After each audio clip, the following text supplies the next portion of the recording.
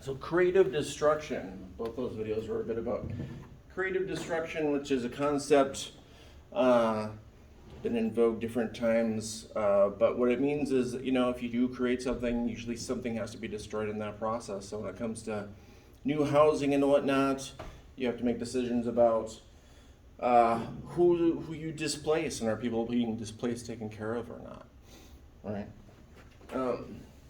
Let's see, I was looking through the last lecture, and I think I was wrapping up on looking at Shanghai. There's a section in this chapter looking at gated communities, and I will say I notice when I travel, although obviously the U.S. has gated communities, when I travel I see a lot more, gates and preventive measures for people breaking in places. Usually lots of just like sharp objects near windows.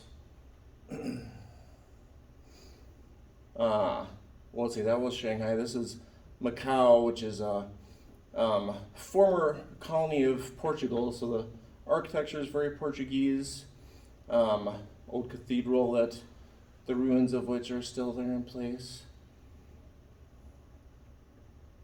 Most cities around the world have large pedestrian-only areas.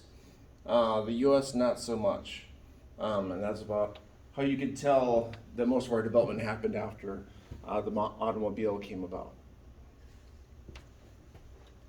All right. So again, this whole last chapter is on cities and urbanization. We've talked a lot about cities growing really rapidly, especially in places that, you have a lot of people moving from rural areas to urban areas. Obviously, people also very often will migrate. They're fleeing conflict. We're seeing that, of course, on the news a lot lately. Fleeing natural disasters, land seizures.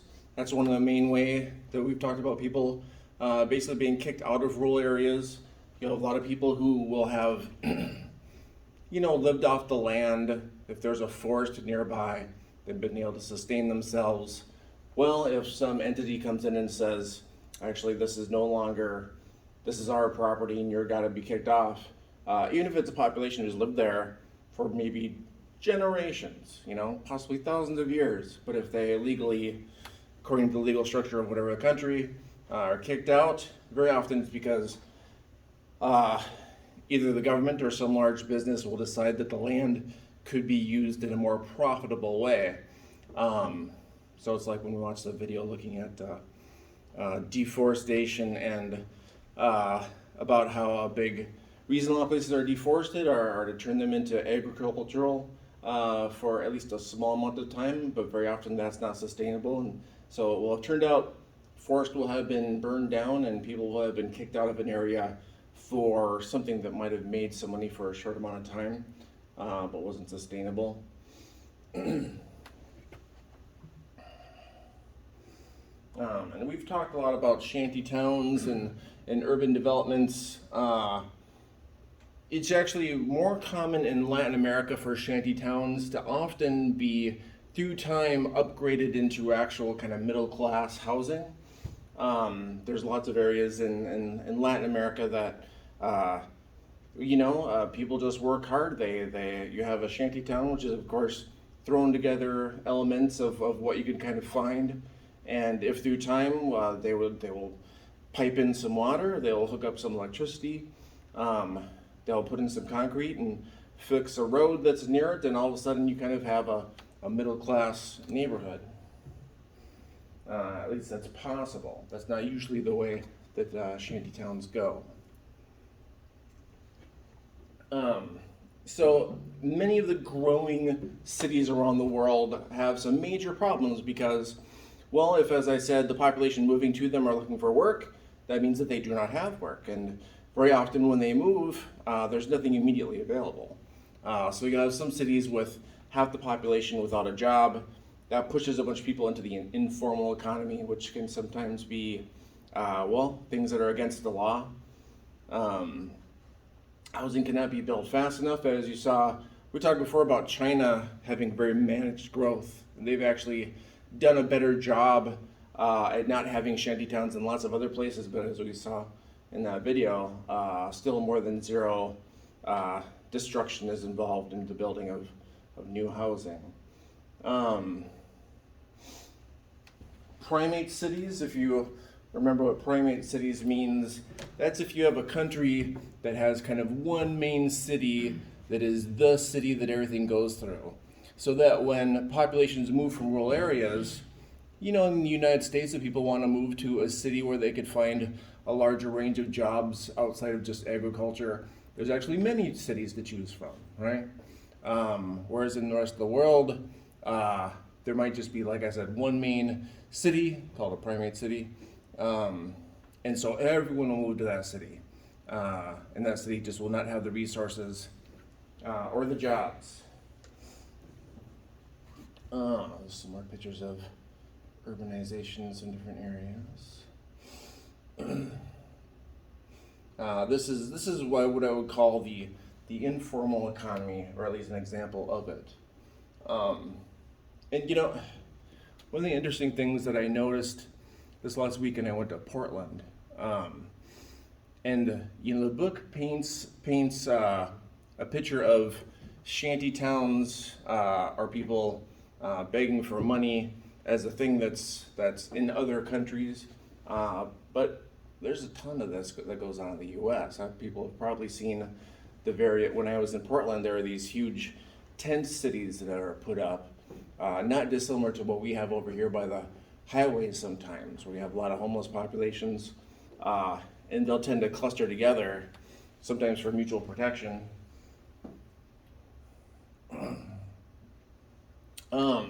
So there's a number of different areas of the world where not only is it you have one main city, but the whole area around it has absorbed other cities, so that you have kind of a multi-city amount of a city.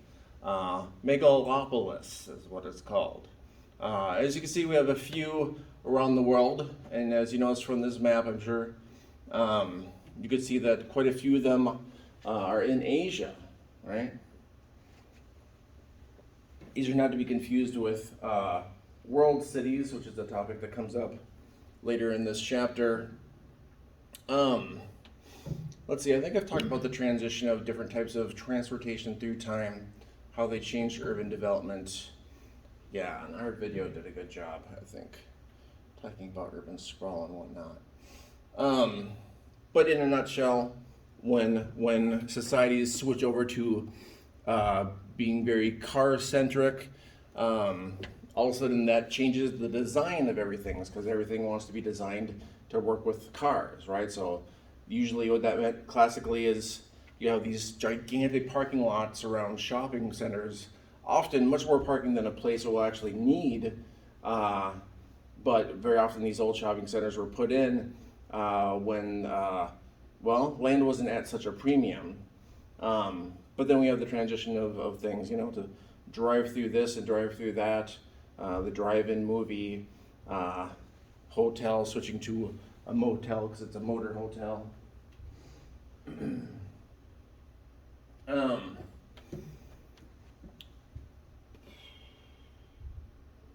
Arizona is often used as an example of kind of one of the more car-centric developments, mostly because most of its development is relatively recent. That's could be said for large parts of the Sun Belt.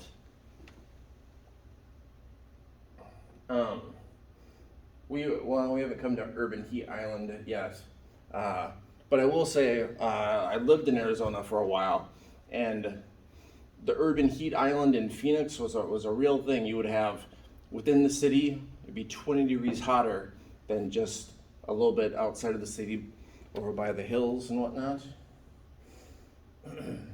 And I think our video covered sprawl quite a bit too.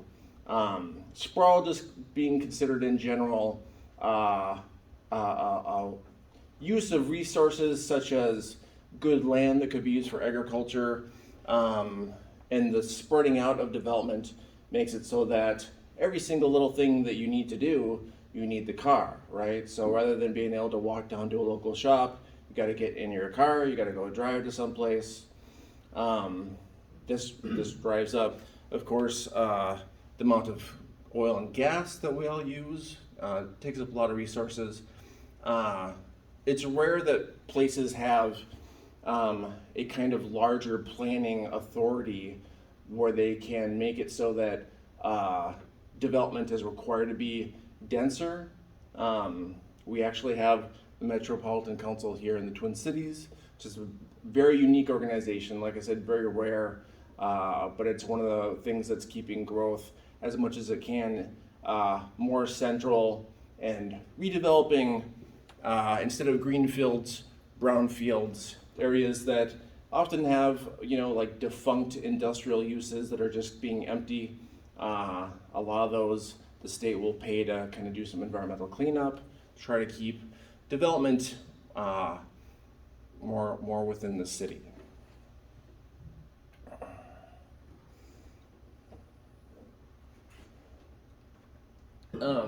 Actually, this is another thing that's been happening a lot recently here in Minnesota. If you don't bike a lot, you probably at least noticed all the little divider things that are suddenly going in roads to protect bike riders, because they do get sideswiped and hit a lot. People aren't quite seeing them as much as they should be seen. I would say the amount of bikers is much higher in Western Europe. Used to be extremely high in China, but they've actually, in just the past decade or so, have made a big transition to driving more.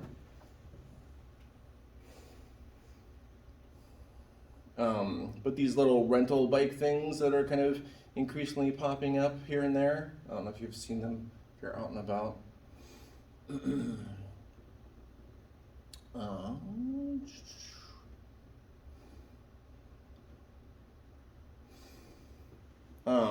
Yeah, globalization and global cities. So we'll talk about global cities a lot at the end of this chapter. Global cities being cities that are just very interconnected to the global economy. Not to be confused with cities of a certain size, because you could have cities that are very big but still aren't actually that globally connected. And so, for example, well, especially if finance is a big part of local economy, it's funny because, yet again, this is an example that we have here in the Twin Cities. We have a big financial cluster. We have a few different economic clusters. We have a medical instruments cluster, like if you know people who work at Medtronic or whatever.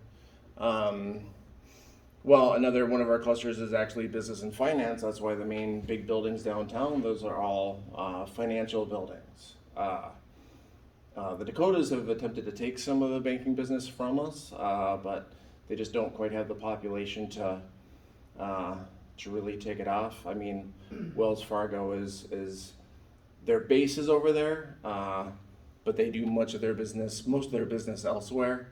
The reason that a number of financial institutions have moved to the Dakotas is because they actually have weaker laws when it comes to like credit rates, and so they can legally charge much higher fees on credit cards and surprise payments and things, and compared to other states like Minnesota that have some amount of laws against such things.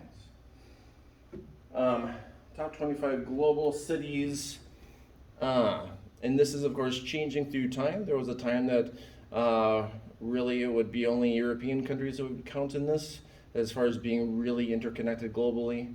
But through time, the rest of the world is going to kind of come up in numbers.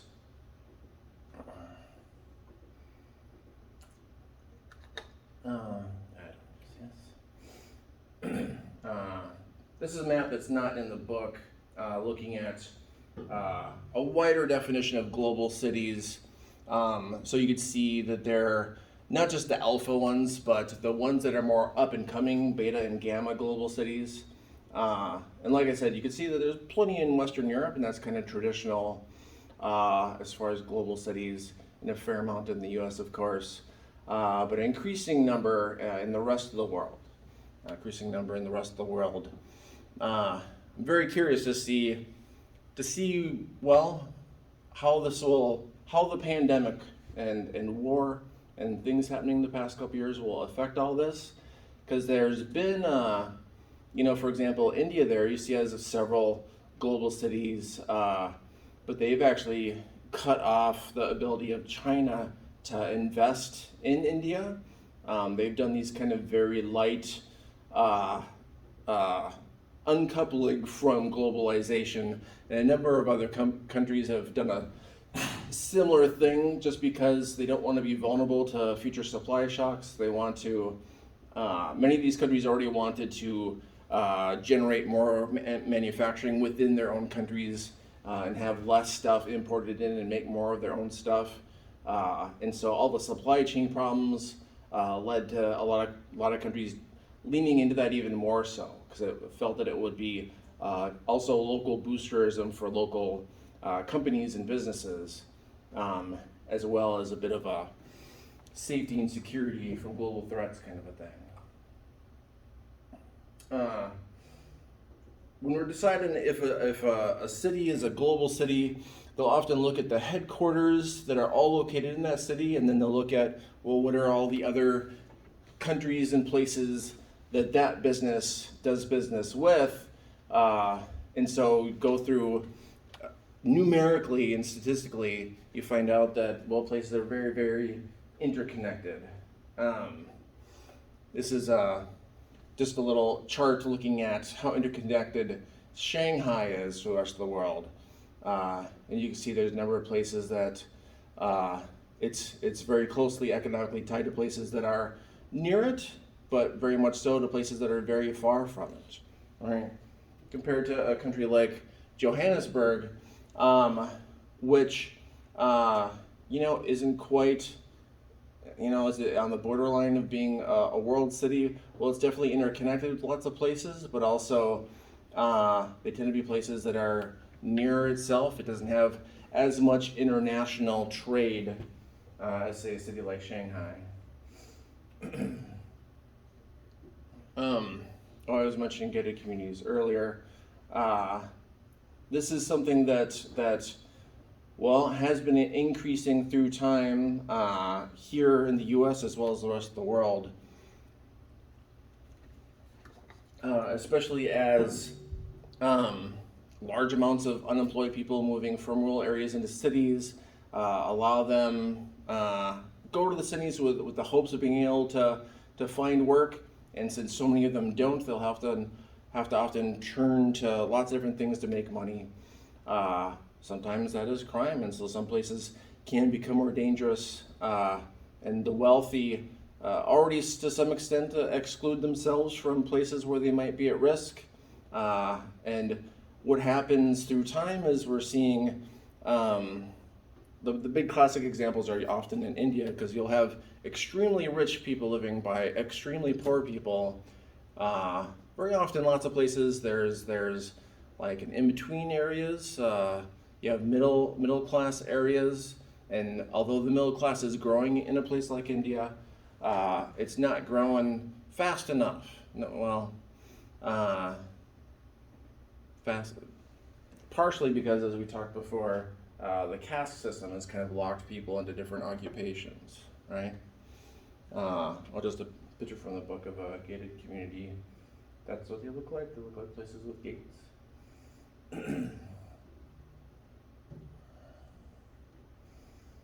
Actually, I've talked about shantytowns quite a bit too. I don't need to talk about shantytowns more. But the book does point out that, shantytowns and that type of development is not something that is only in other countries.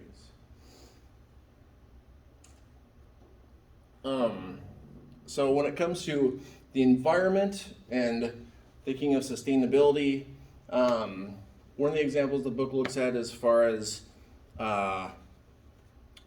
cities' effect on and nature coming together. You have urban heat islands that are popping up a lot. Urban heat islands. Urban heat islands are the great thing about the term is it says what it is, basically. You have you probably have heard of the albedo effect, right? It's like the sun coming in, hitting darker colors absorbs more heat, lighter colors reflects more heat. Um, and so, if you go to buildings in the Southwest, they'll be often painted with a lighter color material to try to keep the heat off. But a lot of cities, their designs are kind of in the international range, and so usually they're not changed in their design depending on the place. So, for example, Phoenix in Arizona, that is a desert area, but a lot of the development still is going in like a traditional suburb where it's like a green lawn and some trees and some bushes. And what happens, and this happens a lot in California too, if people don't keep up with the watering, it could dry out fast and it could be an extreme fire hazard. You're basically placing kindling for a fire in front of your house and surrounding your house. Cities that aren't in deserts, they also have lots of issues that they have to deal with. Like if you ever go to any place in Florida, a whole bunch of their planning and infrastructure has to just involve getting water away from everything because it rains so much.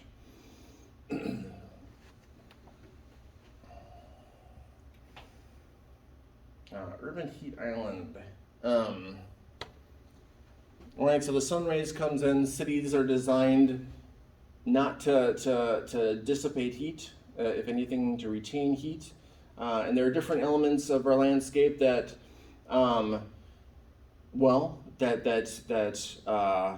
absorb less heat. And there's been a movement relatively recently, green roof movement, where you're putting some amount of vegetation on top of buildings in an effort to try to let that heat dissipate. Or they're trying to mix up development. If you can see a place that's trying to put a small park in the center of a cluster of buildings, for example. These are efforts to try to change up that dynamic. Mixed success.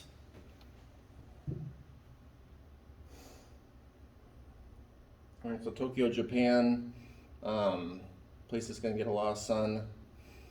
So just some reminders of the science of heat in our atmosphere.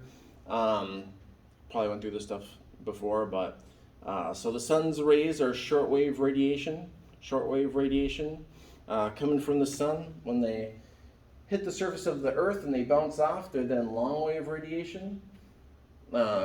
And why does this matter? Well, shortwave radiation could go through the atmosphere, and it could go through, similarly, how it goes through the windows of your car, but that when it bounces off the Earth's surface, or in this example, bounces off the seat of your car, it's long wave radiation. Long wave radiation does not come through windows as easily as shortwave radiation, so the heat builds up, right? So if you go to an amusement park or something, and you come back at the end of the day and your car's roasting hot. That's what's happening, and that's similar to what happens to the Earth's surface, right? Global warming. Natural landscapes can dissipate this heat. The processes of plants taking up water from their roots and transpiring out, that releases energy from heat. Having running water, even having different angles, something like hillsides. These things are things that deflect the sun's rays to some extent. Well, I'm not going to go through all the ins and outs of that. But sticking on looking at urban heat islands, sometimes, as in the case of Mexico City, because it's built in kind of a giant depression. You could have an air mass that is stubborn and doesn't want to move, and if that's a polluting air mass, that's all the worse. Sometimes in rural areas, if you've ever been out driving by an orchard, and you've seen things like this that are efforts to kind of break up the wind and break up the local atmosphere that might be stuck in place. You don't see this kind of thing, of course, in cities as much. India has actually been in the news a ton lately because they're dealing with yet more record heat, and they have a history of dealing with a lot of record heat. So if you could picture large populations coming in from rural areas, building shanty towns, and those areas having no means of dissipating heat. You have people who are already vulnerable, probably not eating reliably, could have a number of different diseases, right? And then it's those same populations that are hit with the heat wave. This is I think this is Phoenix, Arizona, but this is just another example of how, if you're looking at, obviously red is areas of higher temperature, and one of the main things that is absorbing that heat, well, the pavement is often dark, right? Even in hot climates, and that absorbs that heat. As you can see, if you get out further toward the mountain or toward where there's natural landscape, it's much more of a mixed scenario, but you also see lots of buildings also that are retaining lots of heat. And if they even just had something like lighter painted roofs, like that would alone dissipate a ton of the heat that's coming in and staying within cities, but people don't think about it, and no one makes a law, makes a rule that roofs should be light colors, and so we just don't do it.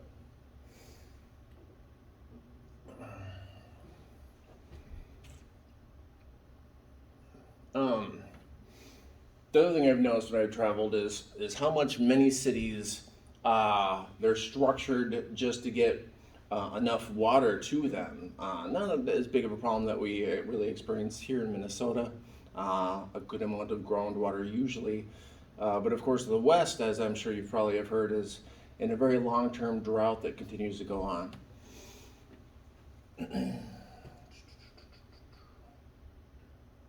Why do you think that we haven't started to try and implement that, like, in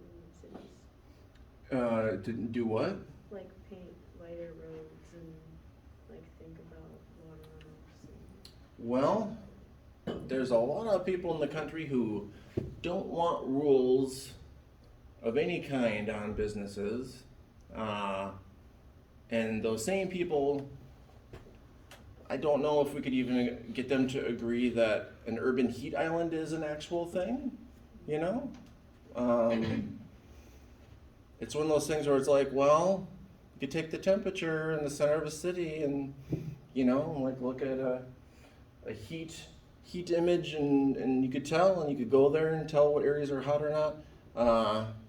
But like I said, there's a lot of people who don't want any more rules about how they do their business, and they would say that painting the roof would be such a price increase that it would run them out of business, or who knows what. Yeah, but then like it'd be so easy to do the roads. Like who cares? Like especially in Minnesota, how often do we even have to repave our roads? Like every 5 years? Yeah, and there's lighter color pavements and whatnot, and honestly, the roads in Arizona, they have much less wear and tear because they don't have the extreme freezing and thawing that we have. Plus, even the salt that we put on our roads, the salt gets in the little cracks and then it expands, and so these things break apart our roads that we need to repave much more than many other states because of our crazy weather. But it's a good question. I would say I wouldn't be surprised if laws do come about in the future. There's the U.S. is in a big process of a generational changeover, and the younger generation tends to have very different ideas about doing anything compared to the older generation that seem to not want to do things. So we'll see. We just gotta wait for y'all to just get out there doing stuff. Okay, where was I? Oh yes, urban footprint. Well, the urban footprint is, well, as it says, it's just looking at a city and how much resources it uses beyond that within its own geographic confines, because of course world trade And you have entire countries like Japan, for example. If Japan was cut off from the rest of the world, they would starve because they have to import the majority of their food, right? Our world is very globally interconnected in a way that it really cannot back off from that much. I think honestly, Russia is finding that out now that it's being cut off internationally. Uh, they found the jets that are being shot down of Russian jets. They've been finding them with extremely rudimentary GPS technology, just kind of like taped to the inside because uh, they don't have access to these devices anymore since they've been cut off internationally, and they've used up what they had. Um,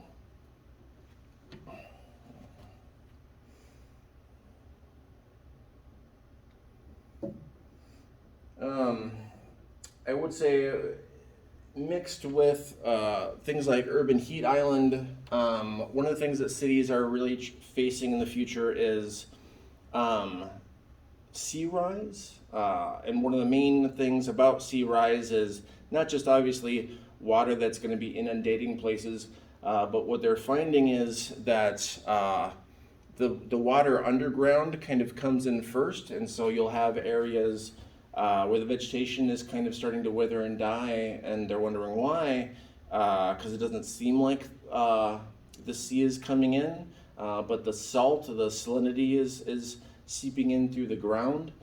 And so cities are going to have to deal with these types of things much sooner than they had thought. They thought that they would see the water coming in and then maybe do something, but unseen damage happens earlier. Section in the book about risks arising from climate change in different places around the world, different types of threats. Let's see if there's anything really good I could point out about this.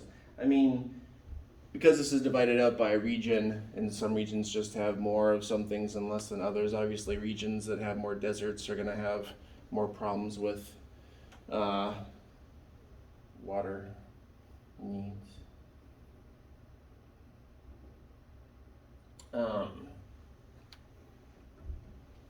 So a lot of places are planning for climate change and are trying to do some things to make it so that they'll be less hard hit by the various things that will happen. And you can see on the list, the U.S. is not as high up as you might think.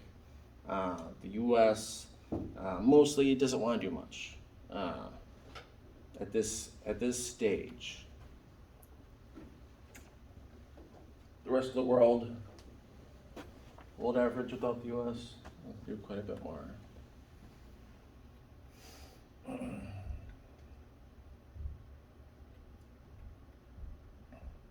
Gentrification, a term that has been used sometimes in the book previously, but it really gets into its definition here.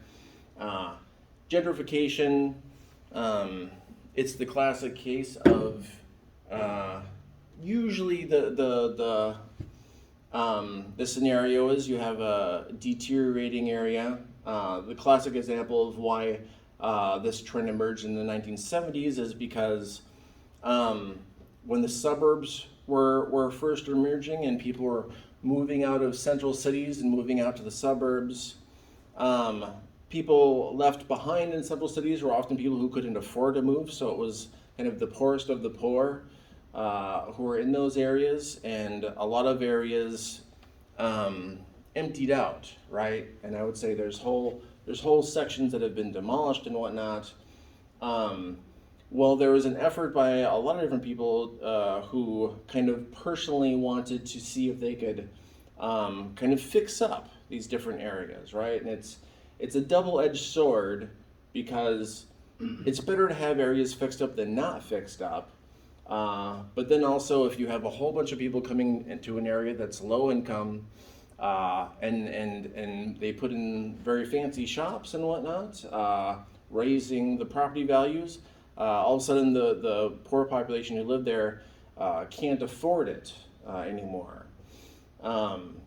usually gentrification process, the classic example is that, well, the uptown neighborhood here is an example of this, where it was originally, of course, areas right around the lakes have always been kind of the wealthier areas, but lots of uptown was lower income for a long period of time, and it was kind of known for having artists living there.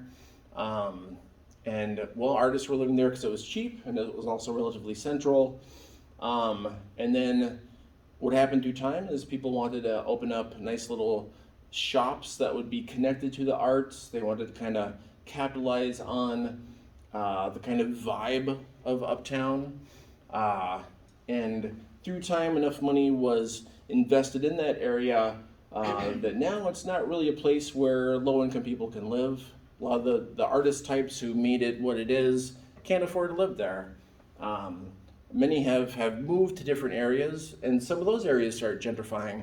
Another example would be northeast Minneapolis, which went through a giant amount of deindustrialization. Many businesses went under, and lots of areas emptied out and became economically very, very economically depressed for many years. But it wasn't until basically uptown became too expensive for people to live in that all of a sudden you had a whole bunch of people moving to northeast, and then northeast upgraded its infrastructure and upgraded everything, and now it's becoming a place that is also, again, pricing out low-income people.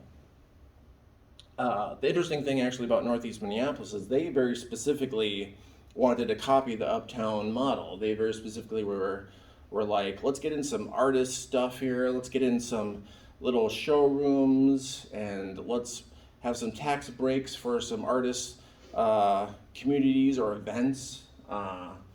And that largely worked. I still remember when it was set in motion, and it was controversial because people just thought that the northeast Minneapolis would never kind of become popular.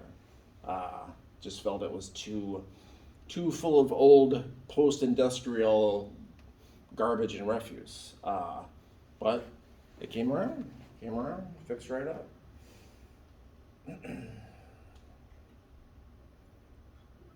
Let's see.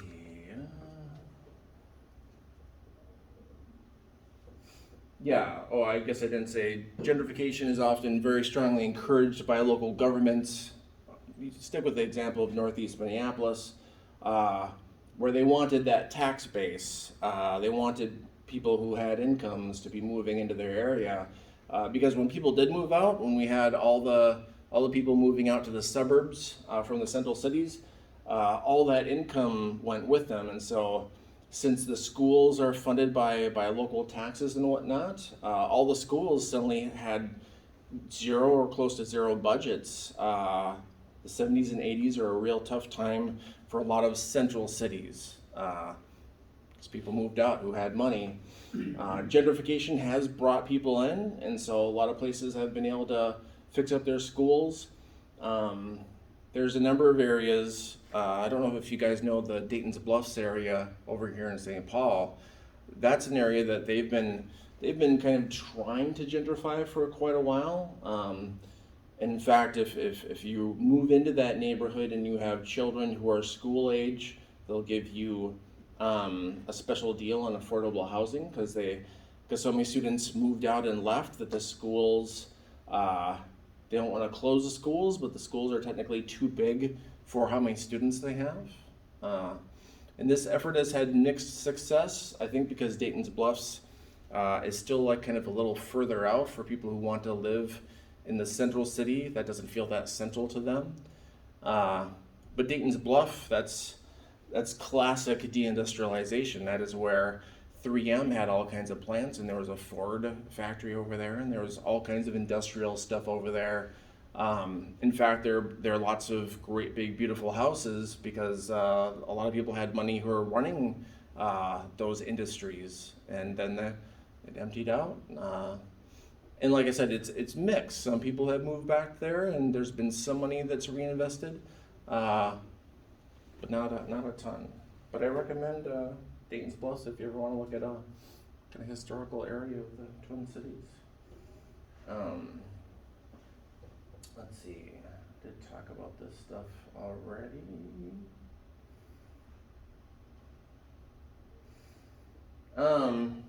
Yeah, this chapter wraps up talking about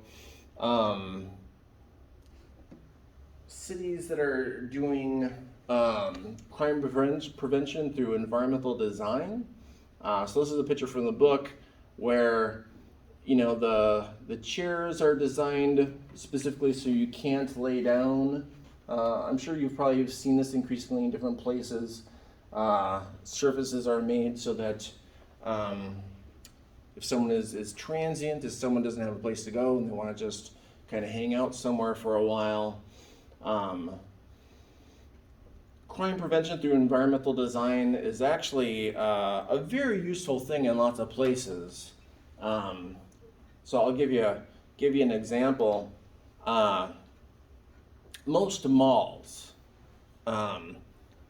it was discovered after a while that it's almost as if they were designed to encourage crime. So think of if you're a robber, it's like, what are you looking for? You're looking for someone who's going to be by themselves, who's going to be maybe somewhere not viewable, that you could like grab their purse or something. Well, picture the bathroom at most malls. Most malls, the bathroom is like a back dark pathway that like takes you way off the beaten path and takes you way away from the rest of the crowds, or just like if you go to a drinking fountain at a mall, it'll be again off to the side, and it'll be right next to an exit door. Always right next to an exit door, and it's like, well, that is perfect for someone to rob you and then get away fast. So crime prevention through environmental design can be useful. It's not always this kind of dystopian kind of a scenario, but increasingly these days it is. All right. I looked up some of the final exam questions that students most often get wrong.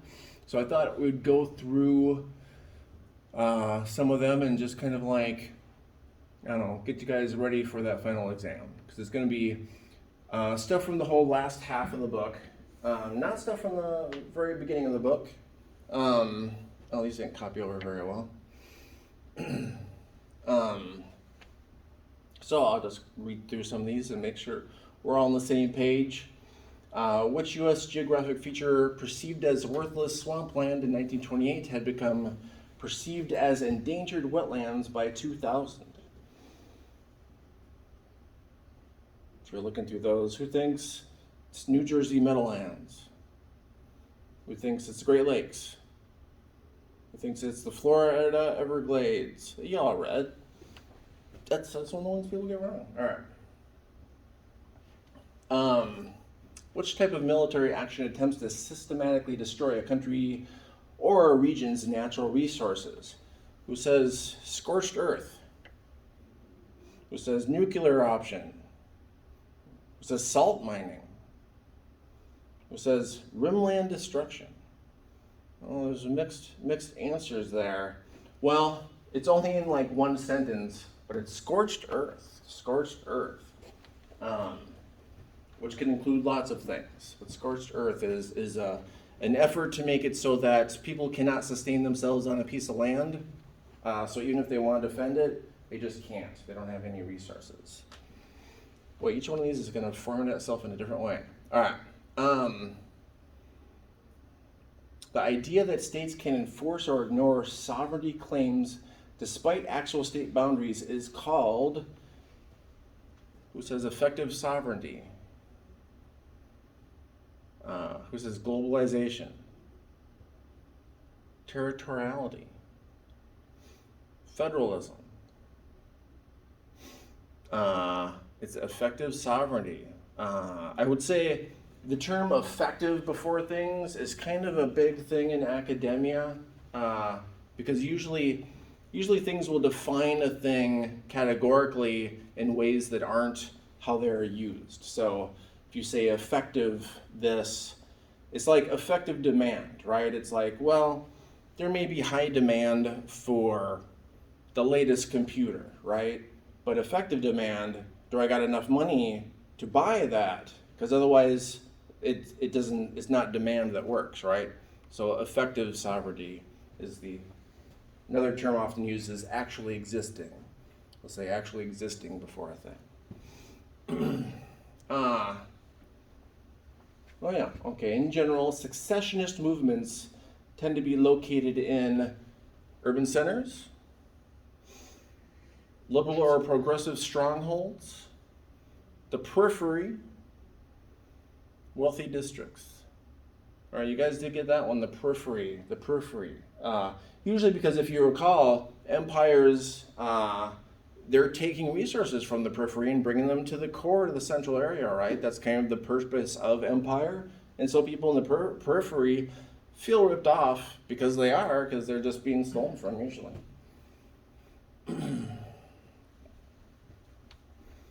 All right. In the United States, the core political difference is between which two regions? Who says North and South? Who says East Coast and West Coast? Cities and rural areas? The coasts and the continental interior? You guys got that one, cities and rural areas. Yes, cities that are far apart from each other, the people within those cities often have more in common, and people in rural areas who again could live far away from each other, but they all have more in common with each other. This is like a split that has happened really over the past just couple generations here. And there's always been somewhat of that split, but when we went really urbanized, especially 40s, 50s, and 60s, right, is when we really urbanized. That's when that split really intensified. All right. A redistricting practice that produces voting districts with awkward, elongated shapes is known as balkanization, geometrization, gerrymandering, cleavage. Right. Balkanization is actually when countries fragment and get smaller. That's usually what that means. So if you travel to the Balkans, you'll notice that there are a bunch of small countries that different European powers have attempted to have those be in one big country, but it's not really taken. If you have places where the local ethnicities and cultures are just very different from each other, they often won't want to unify in like a larger empire or something. But yes, gerrymandering. You guys, I think y'all got that one too. The Commonwealth of Independent States is a vestige of what former empire? British, French, Russian, Spanish.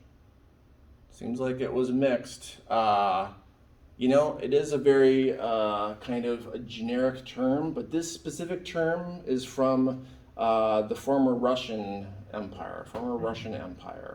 And I know it's like, well, Russia, is it still kind of an empire? Yes and no, but they call themselves Commonwealth of Independent States. When the Soviet Union fell, that became the new name because the countries that had been in the Soviet Union were still so economically tied to each other that even though it fell, their economies would have collapsed even more so if they had actually completely cut off from each other. I don't know if they all consider it as much of a commonwealth of independent states as they did, but all right. Oh yeah, we talked about Taj Mahal quite a bit, but it was a while ago now. The Taj Mahal is best described as a temple, a government office, a museum, a tomb. Yeah. Guys got that one too. Which religious people have traditionally cremated their dead? These are again going back to previous chapters. Is it Muslims? Is it the Amish? Zoroastrians? Hindus? Yeah. Hindus. There aren't a lot of Zoroastrians anymore. That's anyone know about this religion? Not even know if I'm pronouncing it right. I've only read it. I've never heard anyone say it. This is before the area like Iran, Persia, before it went Islamic. This was the main religion. There was lots of fire religions in the region and fire gods. I've been reading about history lately, and it's fascinating stuff. All right.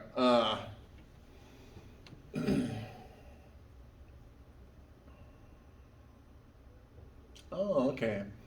Which faith is more likely to have followers practicing ceremonies and rituals in private households and not in temples? Not in temples. Would that be Islam, Catholicism, Protestantism, Hinduism? Yeah, I think I showed you one of those home temples. Yeah. Maybe students usually don't check out the stuff on India that we cover, but like I said, these are questions that are most commonly students get incorrect. Halal is a dietary restriction followed by adherents of which religion? Islam, Buddhism, Roman Catholicism, Judaism, Islam. Yeah, I think you guys got all that. Yeah, you guys are going to do well on this final exam.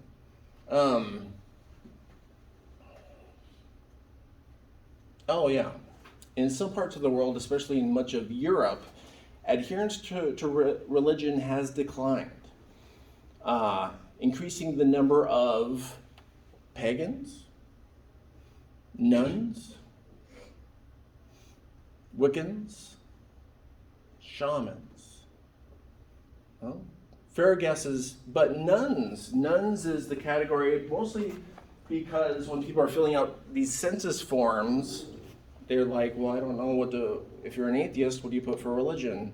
And so the nuns. And this trend that has happened in Europe seems to be happening in the US with the younger generation. Much less religious. And even among those who are religious, they're less stringent and strict, the younger generations. It's kind of interesting. All right. Doing okay. Which area has the highest number of converts to Protestantism as a result of discontentment with Roman Catholicism? Would that be North America, Western Europe, Eastern Europe, Latin America? Yeah, you guys all read that section.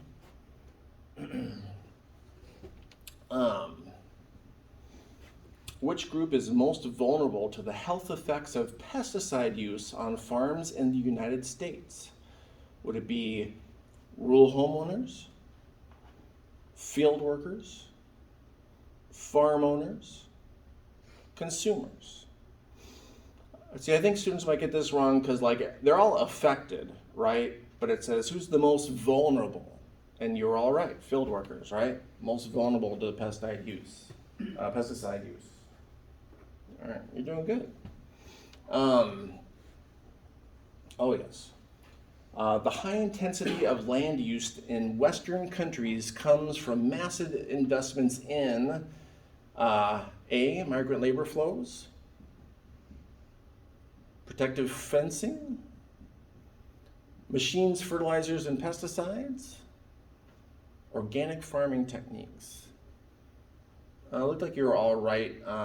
Machines, fertilizers, and pesticides, right? To keep the crops at their most productive per square inch of farming area. This one is easy. How do people get this one wrong? All right. The practice of raising one crop on vast tracts of land is called intertillage, channelization, monoculture, peasant farming. Yeah, monoculture. All right. Oh yeah, the expansion of European empires in the 17th and 18th centuries is strongly related to the expansion of tropical plantation agriculture, market gardening, nomadic herding, dairying. Looked like y'all raised your hand with tropical plantation agriculture. That was the basis of huge empires and giant amounts of money that Europeans made. If you get a chance to travel, go to Europe, check out the palaces and all the stuff covered in gold. A lot of that was money made from sugar. The chief clients of the Grameen Bank, that is that microfinance bank. The chief clients have been multinational corporations, local governments, women, small companies. You're correct, women, who have mostly, in many countries that we've looked at, India for example, that historically women had much less rights and would not be seen in banks often, much less actually get a loan and whatnot. And so microfinance has been a real revolution for a lot of people. That's it. Well, all right, y'all. Well, Friday, I'm gonna have you just have it as a study catch-up day. So we're done with lectures and stuff. But I'll be in my office if you have any questions. If you want to want to talk about your final paper or anything else. But I think that'll wrap us up for lectures. All right. That way you guys can go enjoy the warm weather too. All right. Thanks for coming. Thank you.